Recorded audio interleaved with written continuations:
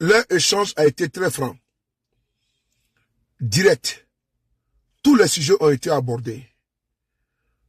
Les relations entre le Burkina Faso et le Bénin, relations qui étaient très tendues.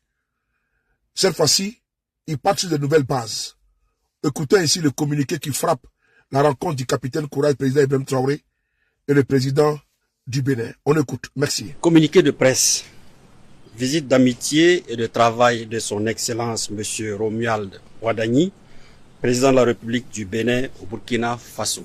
Le 2 juin 2026, son Excellence M. Romuald Wadagni, président de la République du Bénin, a effectué une visite d'amitié et de travail à Ouagadougou, au Burkina Faso, en vue de donner un nouvel élan aux relations séculaires qui unissent les peuples béninois et burkinabés. À son arrivée à l'aéroport international de Ouagadougou, le président Romuald Wadagni et sa délégation ont été accueillis par le camarade capitaine Ibrahim Traoré, président du Faso, entouré de membres du gouvernement et de présidents d'institutions ainsi que des représentants des corps constitués.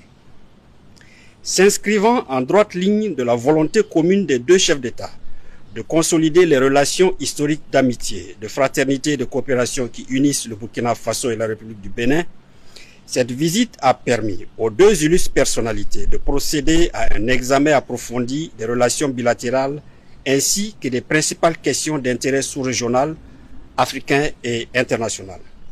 Sur le plan bilatéral, les deux présidents ont réaffirmé leur attachement au renforcement du dialogue politique et à l'approfondissement de la coopération entre leurs pays.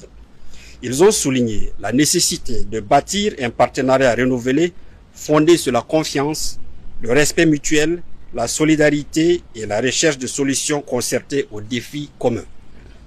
À cet effet, et abordant la situation sécuritaire dans la sous-région, les deux chefs d'État ont souligné l'impérieuse nécessité de renforcer la coopération, la solidarité et la concertation entre États voisins face aux menaces communes, notamment le terrorisme, la criminalité transfrontalière organisée et toutes les formes d'extrémisme violent. Ils ont réaffirmé leur détermination à œuvrer ensemble en faveur de la paix, de la stabilité et du développement durable dans l'espace ouest africain. Les deux chefs d'État ont en outre procédé à un échange de vues sur les principaux défis auxquels le continent africain et la communauté internationale sont confrontés. Ils ont notamment évoqué les situations dans la bande sahélienne et la région des Grands Lacs et ont réaffirmé leur attachement au règlement pacifique